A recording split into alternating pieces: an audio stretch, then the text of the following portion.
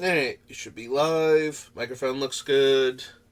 Alright, we're back, and we are working on Mr. House, President and CEO. Here he is if you haven't seen him already. He is from the Fallout Commander sets, and he cares about dice rolling, which was great when we were on Adventures in the Forgotten Realms and Baldur's Gate. And will be interesting at least again when we get to um, Unfinity, but in the meantime, we have a ton of sets to go. So, ooh, excuse me. So we're starting with Invasion today because we finished with the sets that start with Innistrad in the Innistrad blocks. So Innistrad, Midnight Hunt, and Crimson Vow. And we've already done Eldritch Moon and Dark Ascension too, so... and Avacyn. Are we done with Innistrad? Oh no, Shadows over Innistrad. We do have one more. Okay. Anyway, don't need Addle. Probably don't need Agonizing Demise. Um, there are times when this is really good. Killing your opponent's best creature and dealing like 8 damage to them, but most of the time, the 4 mana base and the 6 mana for the full effect is just way too much of an investment. Nobody's got time for this. I do miss when we used to have time for things like that. Like, Annihilate used to be so good. Destroy a non-black creature, can't be regenerated, draw a card. Yeah.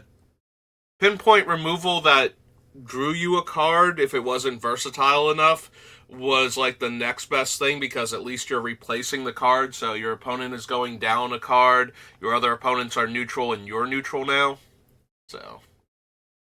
But nowadays, you just play cards that destroy like 2 or 3 of their permanents at a time, and or just get rid of the permanent for 1 mana, or are extremely versatile in what they can hit.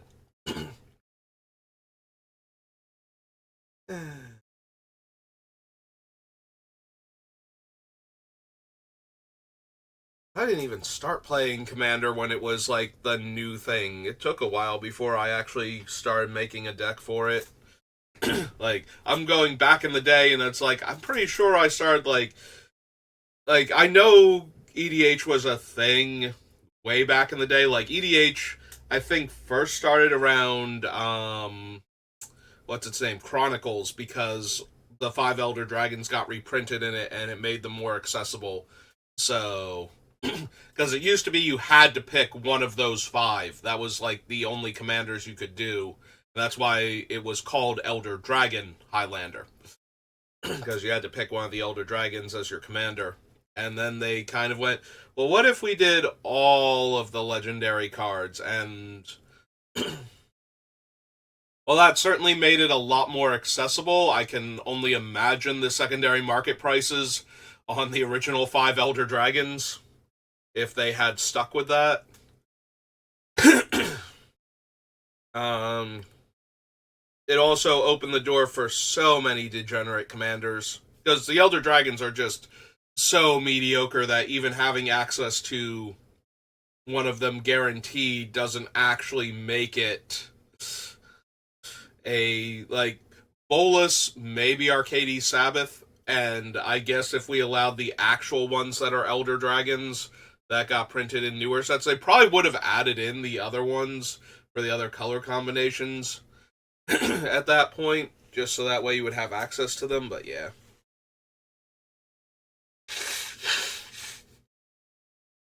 I guess at that point, since none of them are on the reserve list, if they had of stuck with that rule, we'd just be getting copies of them with every commander deck we bought, like Sol Ring, basically. So, like, you just have infinite Nicol Boluses sitting around.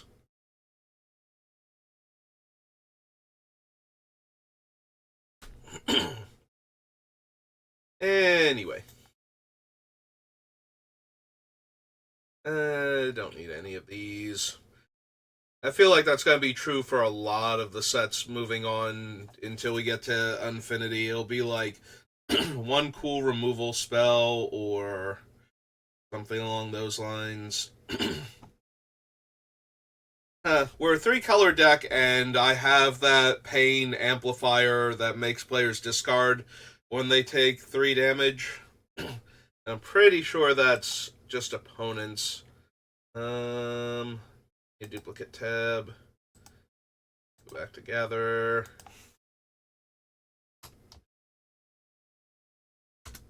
Pain magnifier. Pain magnification. Whenever an opponent is dealt 3 or more damage. Do I even bother with this, though? Like, I'm not even sure pain magnification is gonna make it, so maybe don't care about that, I guess. And I can get my red creature back, but I mean that's fine for getting something like Will or oh god, I've forgotten her name again, the Wild Mage Dina, something like that. um or something like the Ogre, I guess, that can roll a die every time it attacks. Like, that would all be fine, but seems a bit narrow. I don't think I have that many multicolored creatures either. Desperate Research, no. Devouring Strosis. Yeah, just not feeling that one. Divine Presence.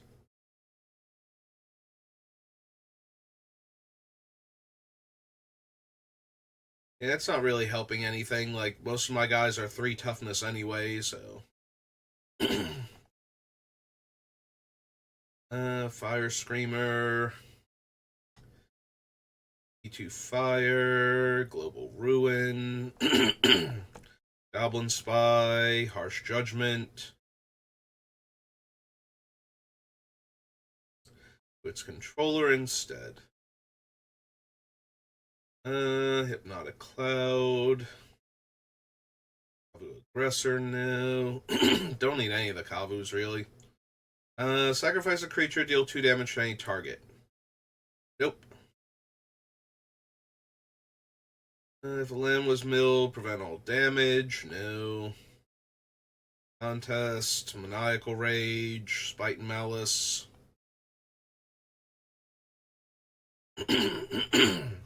Excuse me.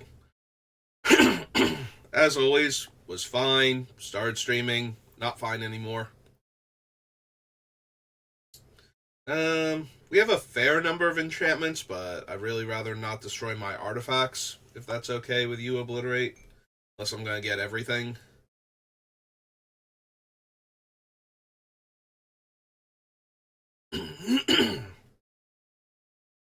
So, pain is discard a card, suffering is destroy a land.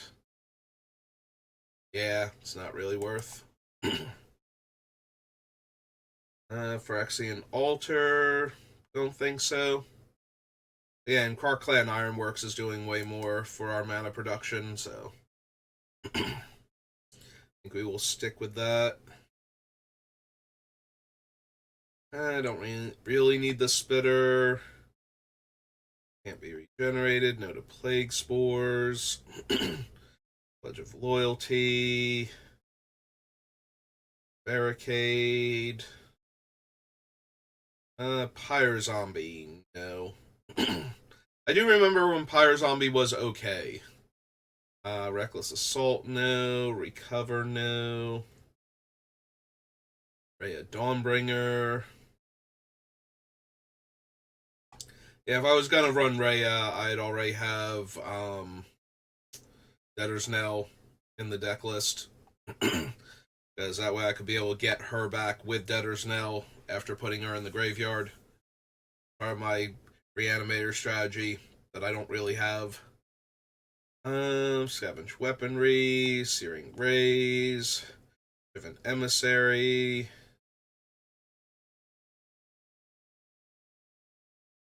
Zombie, Skizik. Beginning of your upkeep, target player loses 1 life. Sacrifice it, deal 4 damage to target creature, activate only as a sorcery. Nope.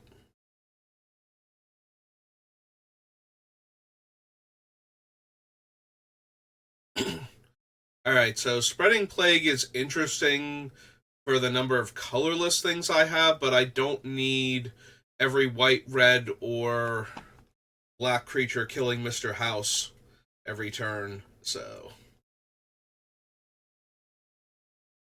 I mean, it's really powerful against token decks where their creatures have a color, but for other, like, small aggressive creature decks, but yeah, I don't see getting Mr. House killed every turn being in my best interest. No, no. Versus Rage, just Kavu, Void, Bearing Giant, no. Nope, okay. Yeah, nothing in Invasion. Oops. After Invasion comes Ixalan.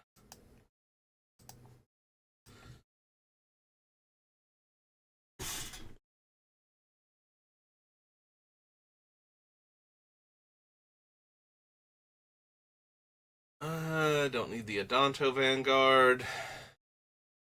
I don't think I need Adanto the First Fort. Angrath's Marauders. Still probably not. Like, I could run them. They're a 7-drop, though. I think I prefer one of the other damage multipliers that isn't strapped to a creature that can die more easily than the enchantments do, if only slightly. Can't cast spells from graveyards or activate abilities of cards in graveyards. Creature dies, gain a life. Nope. Don't need Axis of Mortality. Lightkeeper, no. Boneyard Parlay. Brazen Buccaneers, Bright Reprisal. Burning Sun's Avatar. 3 damage to target opponent or planeswalker and 3 damage up to 1 target creature. Nope. Lightning Storm attacks, create a treasure. Whenever you sacrifice a treasure, she gets +1 power.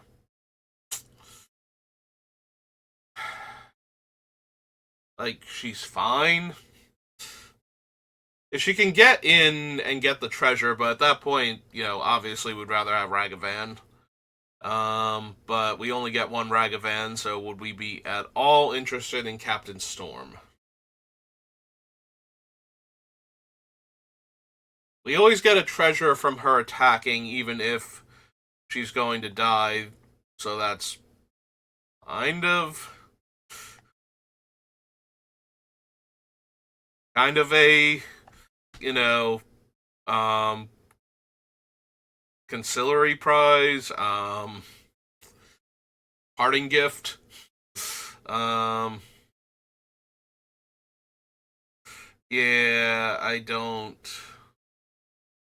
see Storm being particularly good in our deck. Like, I'd rather have Magda and Ragavan and any of the other treasure makers that have to get in there or do something in order to make their treasure.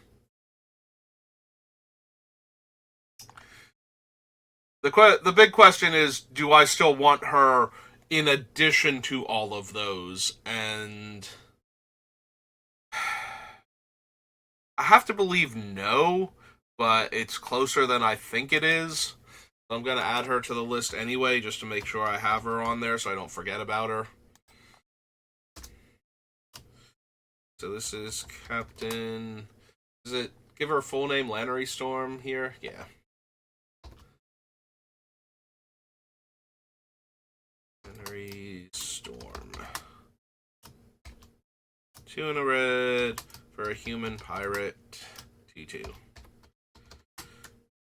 Yeah, I think she won't make it, but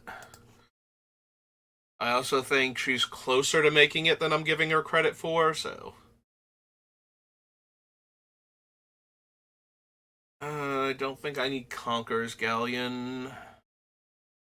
Contract Killing, no. Costly Plunder.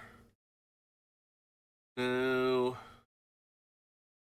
Like, if I'm going to use Costly Plunder, I'd rather use the one from Forgotten Realms that I'm blanking on. Dark Nourishment, no. Deadeye Tormentor. Deadeye Tracker. No. No. Stampede. +1/+1 for each other attacking pirate. No. Dies make a treasure. No. Do so much better than that. I don't need the Dire Fleet. Dowsing Dagger. Rest. Dusk Legion Dreadnought. No. Fire Cannon. No. I don't need any of these Fathom Fleet creatures.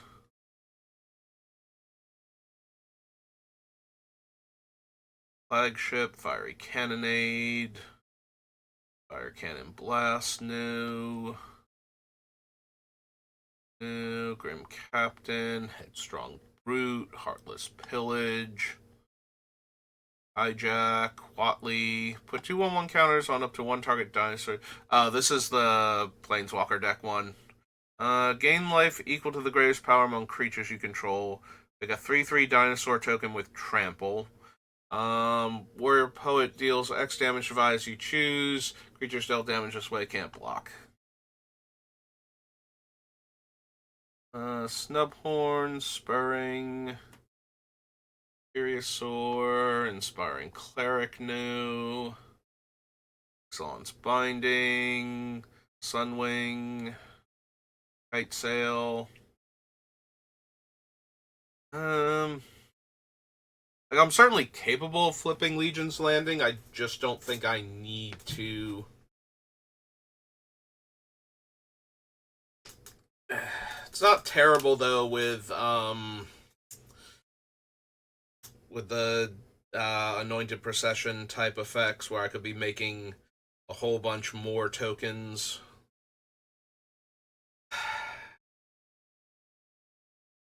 Again, I just don't think I need Legion's Landing specifically. I might actually be down for Murex though for this deck since it'll make an artifact creature even though it can't block. Makeshift Munitions, Mavrin Fane, Nest Robber, Paladin.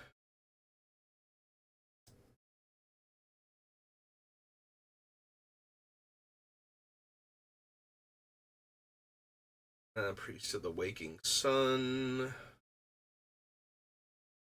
Vader's Wake, Rampaging Ferocidon.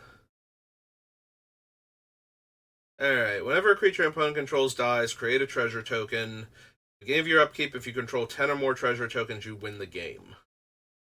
Do I even want to bother with Revel in Riches? Like, that seems so lackluster as a way to win the game. Like, at least the dragon requires me to have 20 artifacts in play. Which, even if I'm making tokens like that, is still, I feel like, asking a lot more of me than 10 treasures.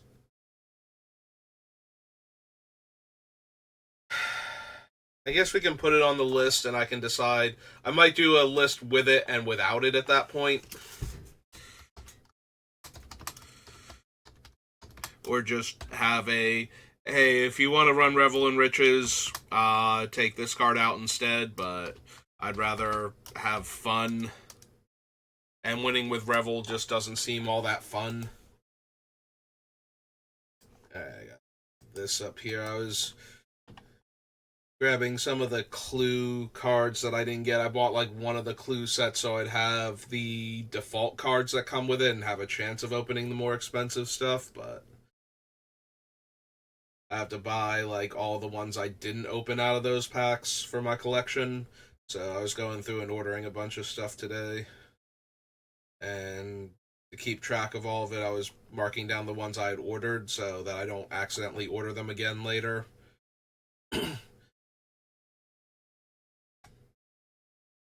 Settle the wreckage. Also, so that in case I'm not checking, because I don't normally go back into eBay to check the list of things unless I'm trying to find something that I thought I had ordered and didn't write down. So if I've got it written down, then I don't have to go through all of that to see if there was one that I should have gotten already. So I can try and figure out what happened to it. um. Yeah, so I don't think we need settle.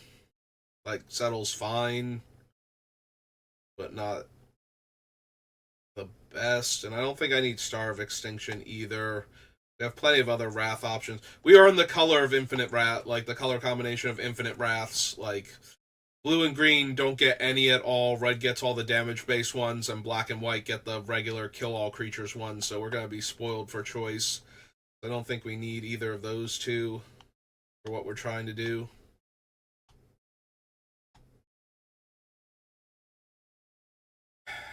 Do we want the treasure map? It's very slow, but it gives me something else to do with the treasures, and it makes a bunch of them at the same time. And it is itself an artifact, so maybe. Maybe treasure map, treasure cove.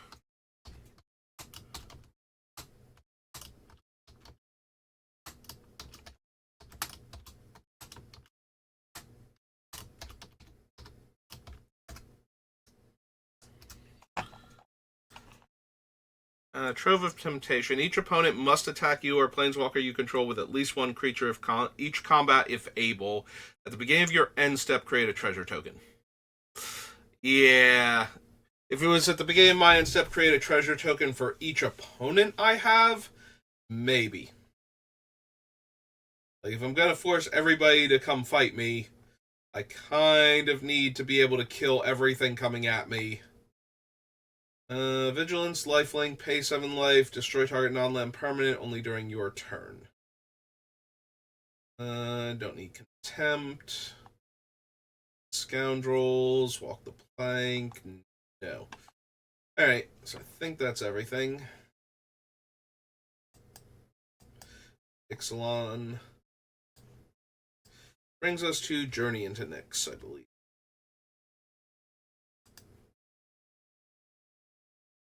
And then the Jumpstart cards.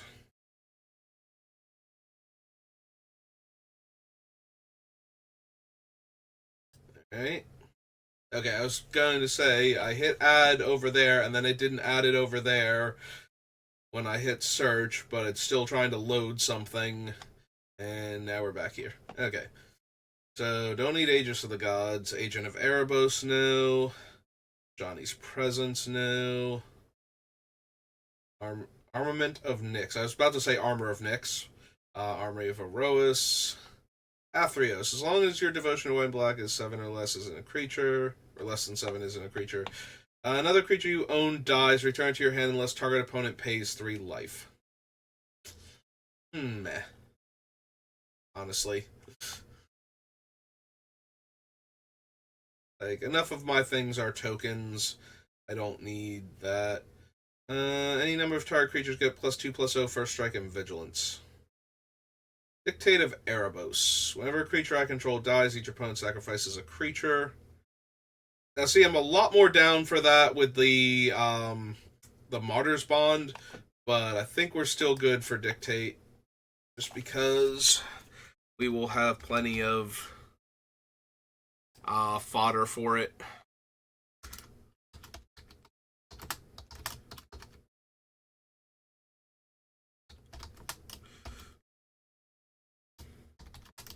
Also, while we're not full-on aristocrats, we will have some ways to sacrifice our things. Just because there'll be artifact creatures, and being able to sacrifice artifacts will be a thing, so... As long as we can do that, I think we're good. Like, as far as getting Dictate of Erebos to do what we need. Do we want Dictate of Heliod with all of the tokens that we're making? think that one's a little less impressive. Eidolon of Rhetoric. No. Eidolon of Great Revel. No. Extinguish All Hope. No. Speaker's Will. No. The Fonts. Forgeborn Oreads. No. Godsend. No. Grim Guardian. No. By Force. Creatures you control have menace. Prevent all damage will be dealt to attacking creatures you control. Meh. Power. The Fleet, no. Mana Confluence. Mogus's Warhound. Sleepy Sheep.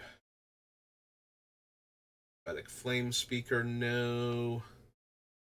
Put target creature into its owner's library just beneath the top X cards, where X is the number of planes you control. Nope. Control the returned. Of Abandon. It's the Mob, no. Satyr Hoplite, no. Skybind, no. Raxus. Spite of Mogus. Squelching Leeches. I was just thinking, like, we had the white one that cares about the number of plains. This one cares about the number of mountains. I forget what the one that cares about the number of swamps is, but it's the Leeches. Don't need the temples. Thought Render Lamaya. World Coinsmith. Nope. Okay. Journey. After Journey comes Judgment, and then Jumpstart.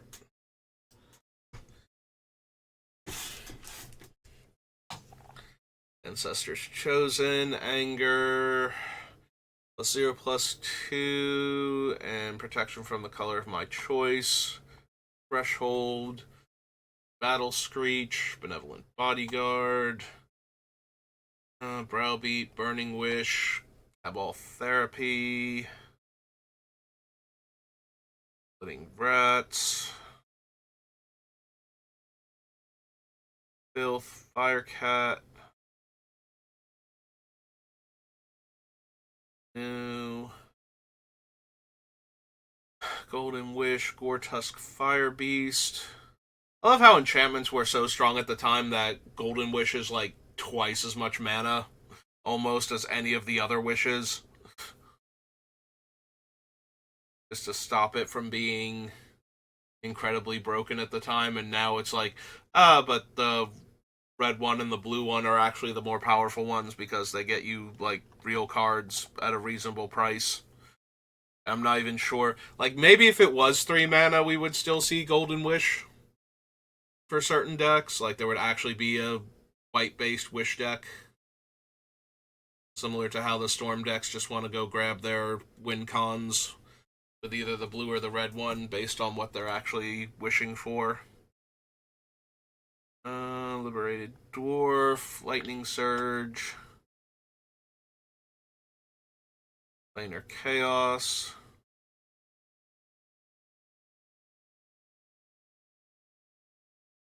Yeah, I'm into dice rolling, but I have no payoffs for coin flipping, which does make me a little sad. I kind of wish there were a commander that cared about all of the randomness you could do. The problem is it would need like such a wordy text box to care about enough of the different random effects. Like, if we limited it to coin tossing and dice rolling, it would still feel like it was missing a bunch of the other things. Although that would help a bit. Don't need World Gorger Dragon.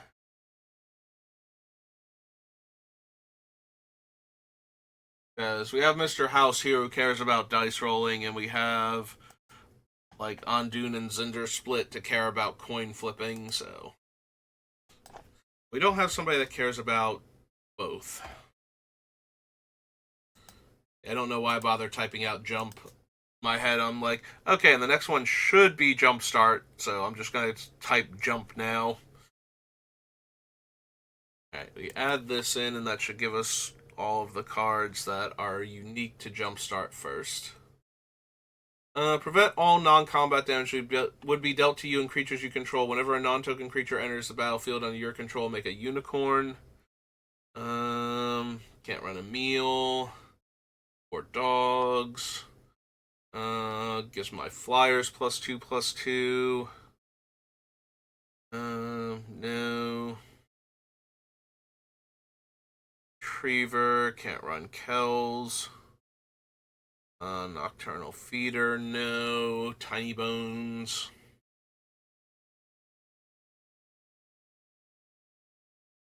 Witch of the Moors, Chain Brute. So Tiny Bones and Rakdos is the friendship I didn't know I needed until it happened, and it is like the absolute best part of Thunder Junction is the fact that those two are like best pals. And I love that Rakdos like perfectly understands him.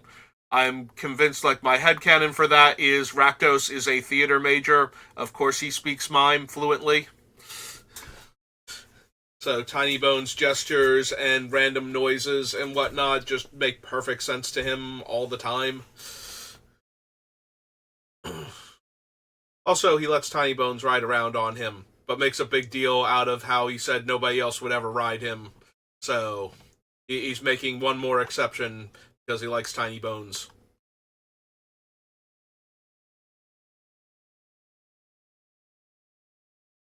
Made one exception to save everybody else, and now he's going to make one more exception because he likes hanging out with Tiny Bones. I think he just like carry Tiny Bones. And again, Tiny Bones is very insistent on doing whatever it is he wants to be doing at the time. So maybe that's why they like each other so much. Anyway, it is the best part, I think, of the Thunder Junction storyline is just that the two of them are bestest best pals now. And I want to see more of the adventures of Rakdos and Tiny Bones.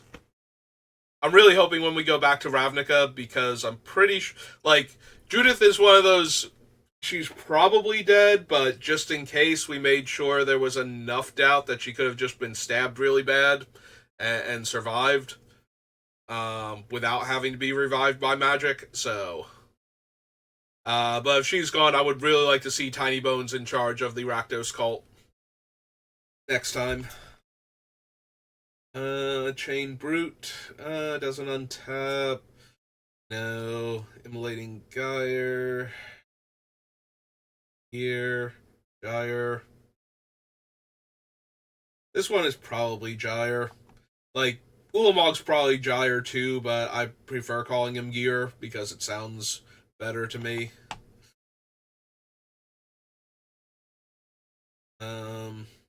Even though that's probably not correct. Deals X damage to each creature and planeswalker you don't control, where X is the number of instant sorcery cards in your graveyard. No. Not really what my deck is about, so. Living Lightning, no. Muxus, no. Sethron cares about Minotaurs, so no.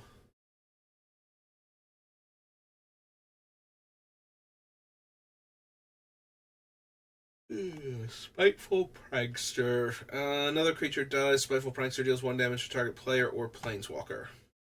No. And Zerzoth. Opponent draws their first card each turn.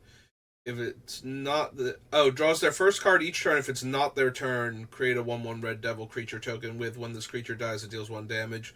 Whenever one or more devils you control attack one or more players, you and those players each draw a card, then discard a card at random. Lightning Core and the Thriving Lands. Okay. Yeah, I think I would actually like Zerzoth more if I didn't draw and discard at random. Like, if it just made my opponents draw and discard at random. He might have even made it into my Mogus deck. Since my Mogus deck is all about punishing players for normal actions during the game. drawing cards, discarding cards, having cards in it. He's very Yakusar without blue. Is the way I built him. So there's a ton of card draw and discard and whatnot, and but I like the cards that I have in my hand is the problem. Argus Coast, Eternal Soldier becomes a target of an ability that targets only it. You may pay 2 mana. If you do, copy that ability for each other creature you control. That ability could target. Each copy targets a different one of those creatures. I don't think so. I don't think I have enough abilities that target my stuff that I would want to do that. Blessed Sanctuary reprint, Angelic Cub, Brightmare, Chains of Custody, no. Meal reprint, Distinguished Conjurer. Gain 1 life, 5 tap, exile another target creature you control, then return to the battlefield under its owner's control. Yeah, I don't think so. Ingenious Leonin. That creature is a cat, gains first strike until end of turn. Beginning of your end step, untap each other artifact creature you control. 3 white tap, create a 5/5 colorless vehicle token named Zeppelin with flying and crew 3.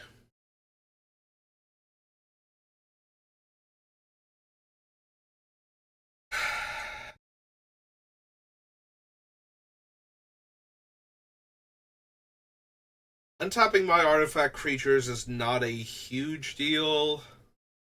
Unless I have like clean attacks against somebody and I just want to get in for damage and then untap all my robots again. It does untap Mr. House though. To activate him again. Right? He's not sorcery speed. So I would get to untap him and then tap him again on like an opponent's turn before he would untap normally. So that's something at least.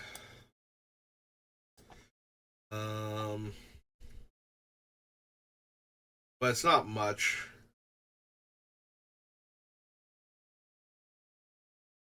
Then it's 4 mana to make a Zeppelin, which can then be crewed by one of the robots that Mr. House makes, but it's still 4 mana to make a Zeppelin, and that feels kind of underwhelming.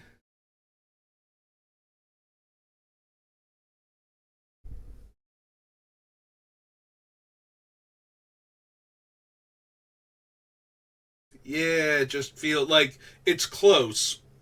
Um, but it's not quite there. Magnanimous Magistrate enters the battlefield with 5 reprieve counters on it. Yeah, I don't think we need that. Whenever another non-token creature enters the battlefield under your control, if it wasn't cast, create a token that's a copy of that creature, except it's a 0/1 white illusion. White 1 and sacrifice 5 illusions. Exile target non-land permanent. Ash Code of the Shadow Swarm. There's about rats. Conductor of Cacophony. Remove a counter from it, deals 1 damage to each other creature and each player. 1 damage to each opponent, gain that much life. Destroy target creature, planeswalker, return target zombie card from your graveyard to the battlefield tapped. Nope. Disciple of Perdition, not really. Suary Rats, deals X damage to target creature or planeswalker an opponent controls, where X is the number of creature cards in your graveyard. No, I don't think so. Flying Death Touch Lifelink. Whenever you gain life, gains indestructible. Beginning of your end step. Return target creature card with mana value X or less from your graveyard to the battlefield. X is the amount of life you gained. Yeah, he's all in on one concept that I'm not really focused on. Skull Slither Worm enters the battlefield. Each opponent discards a card for each opponent who can't put 2 counters on it. Suspicious Shambler is 2 zombies in a trench coat, literally. Put a bounty counter on target creature or planeswalker, activate only as a sorcery. Whenever a creature or planeswalker an opponent controls with a bounty counter on it is dealt damage, destroy it. The Cobbler of War, no. Anti-Blight, no. Don't really deal damage to ourselves, so. Attacking creature you control dies, deals 2 damage to each opponent. Beginning of your post-combat main phase, if you attack this turn, exile the top card of your library until end of combat on your next turn. You may play that card. I was like, wait a minute, until end of combat, we already passed that. I think my brain just auto-corrected this until end of your next turn or something. Fullborn Entity, because I do not remember that wording on that card at all. Deals 1 damage to target creature, token, player, or planeswalker. Beginning of combat on your turn, create a 1/1 red pirate creature token with menace and haste. Exile at the beginning of the next end step. Driving Bluff, Goblin Researcher, can't run Mizzix, your Battlecaster. May cast target instant or sorcery from your graveyard by paying 2 red in addition to its other costs. If that spell will be put into the graveyard, exile instead. When you cast that spell, it's +X/+O, where X is the spell's mana value as first strike. Enters the battlefield, you may discard a card. If you do, draw a card. Enters the battlefield, you may pay 1. When you do, create a token that's a copy of target token you control, not named Dutiful Replicator. So I had to make sure you didn't just get your mana's worth of replicators at that point. If you ever made a token copy. Don't think I need Infernal Idol or Instruments of War or Planar Atlas. Alright, let's jumpstart both of them. The Jurassic World collection. This should not have anything. I don't think, because I don't care about dinosaurs. I don't think I'm running any of the dinosaur makers.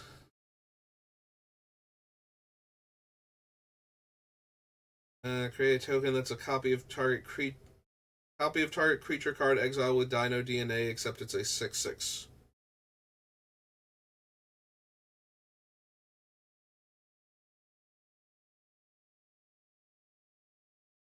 Draw tapped creatures. Whenever a creature becomes tapped, destroy it. Velociraptors. The Jurassic Park. Fitting Dilophosaurus. And Swooping Pterodon. Yep, okay. Didn't think so. That's Jurassic Park. And that brings us to Kaladesh.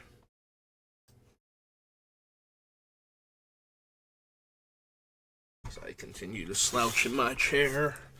Let's fix the posture real quick. Alright, Kaladesh with all of its artifacts and various themes. We should be able to find something I want.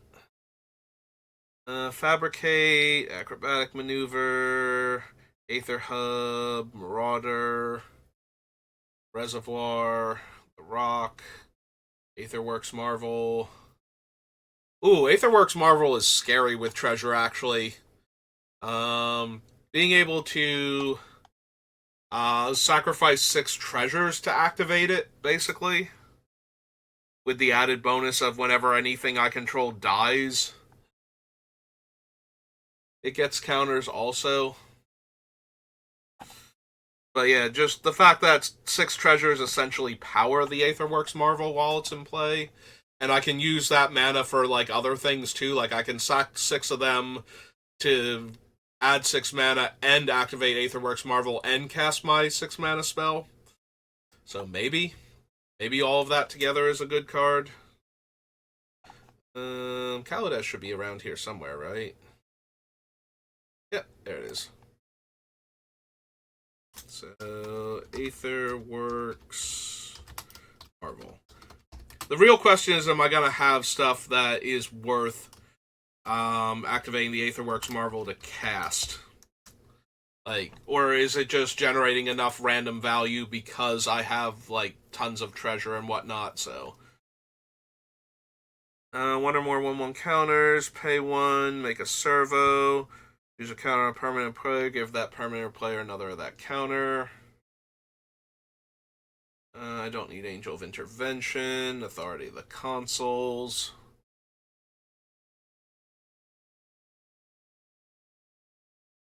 These, built to last, built to smash.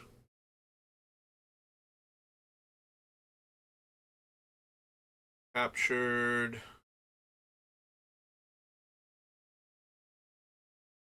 Cataclysmic Gearhulk. Chandra Torch of Defiance.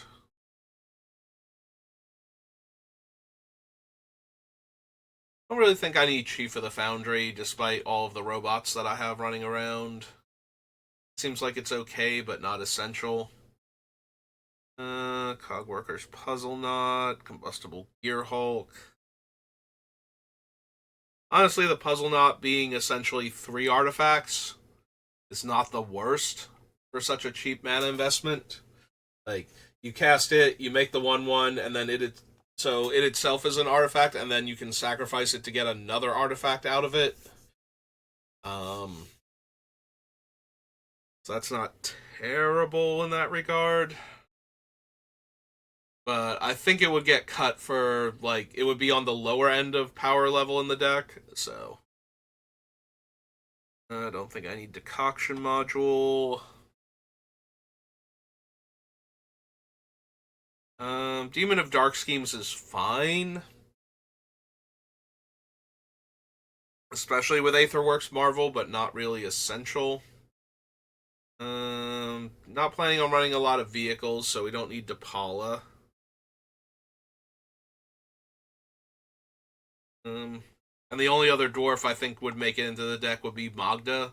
Possibly the new Magda, too.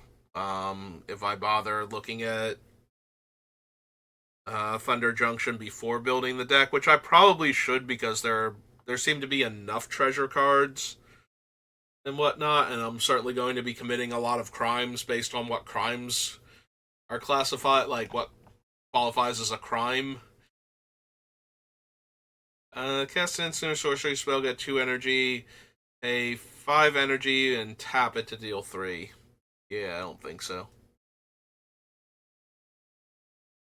Whenever you get 1 or more energy, put a 1/1 counter on target creature you control. 4 tap, get an energy. Fairgrounds Warden, Fateful Showdown, the Cruiser, Foundry Inspector. Is a tiny bit tempting, but I have a lot more enchantments, I feel like, than artifacts that I need to cast. Like, I feel like most of my artifacts are tokens made by non-artifact cards, is the problem. With the exception of my commander technically being an artifact.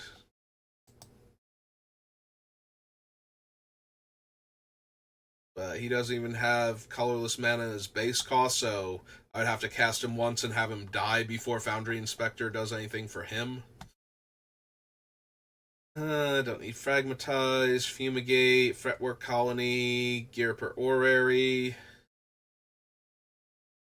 Additional land on their turns and draws cards when they have no hand. Don't need Gonti. Incendiary Sabotage. Venture's Apprentice. Opponent casts a non-creature spell, they lose 2 life and you gain 2 life. Shrug. Liberating Combustion. Legacy, Madcap Experiment, Marionette Master. Marionette Master is very tempting. Just because, like, even if she's at 1/3 status, draining an opponent for 1, or having an opponent lose 1 every time one of my artifacts goes away is potent enough.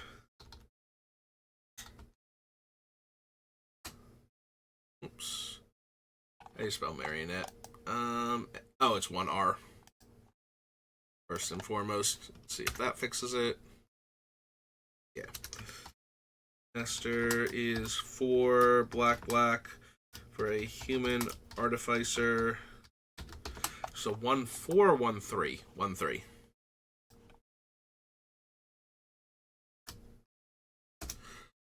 So yeah, without her counters, it's a minor bit of damage, but it's pretty continuous even then. And if I can get the counters on her or have some other way to pump her up without her exploding randomly, um, then I get the big drains each time. The problem is it's a trigger and I have to make a choice, so somebody could kill her in response to me going, I'm gonna put the counters on her. And then I can still only drain for one with each artifact before she dies, so. Do I want the Trinketeer and his ability to just make 1/1s for every 4 mana I have lying around? Because they are artifact creatures, so they would count for all the stuff I'm trying to do, and they're technically 2/2s, and I am planning on doing a lot of token making anyway. So I think Master Trinketeer gets at least the nod to get on the list, even if he doesn't actually make the deck. So 2 and a white, Dwarf Artificer.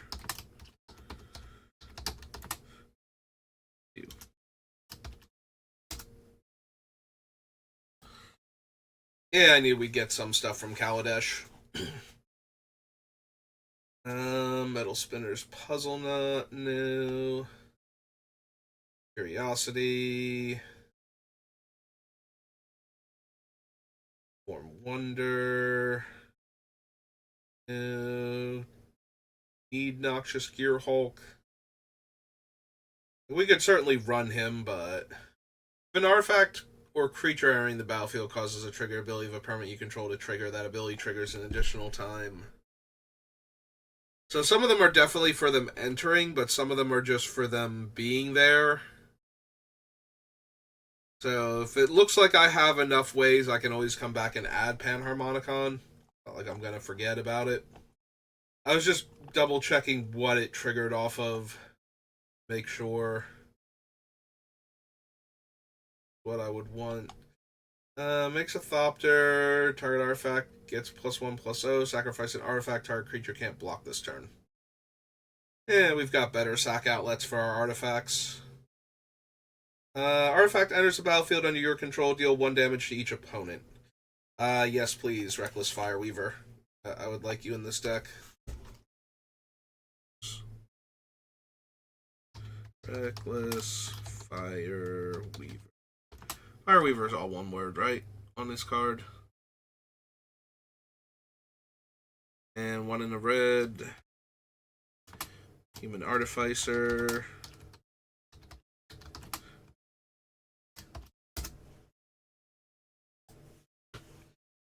Renegade Firebrand.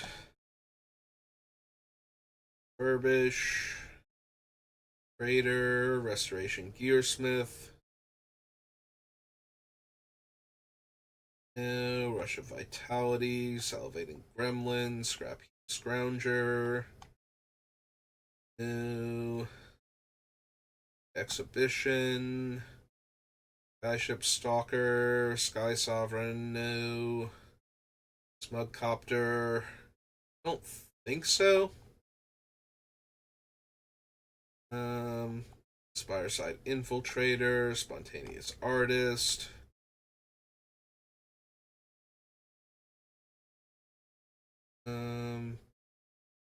Feed the Trafficker.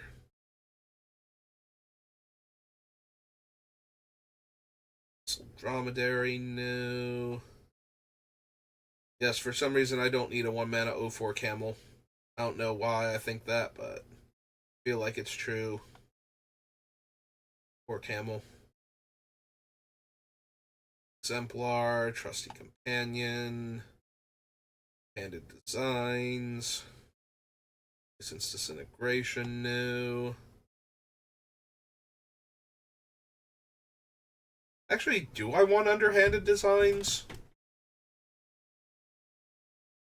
Like, I can always pay for a treasure entering the battlefield if I can keep generating them. by using the treasure itself. Maybe I am interested in underhanded designs.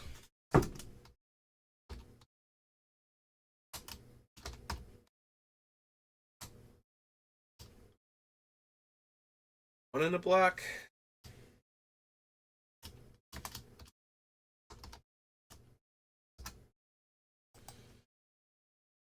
Alright, still need disintegration, veteran motorist, weaponcraft enthusiast, build fast monitor,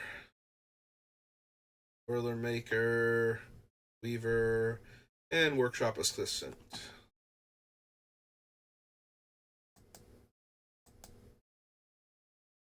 Alright, so that was Kaladesh. Brings us to Coldheim. We're at the 55-minute mark. Alright, so I'm going to keep going and basically do 2 sections here, but we're going to call it there for this section for the YouTube VOD. So if you're watching this on YouTube, thank you for watching, and I will see you next time. Have a good rest of your day.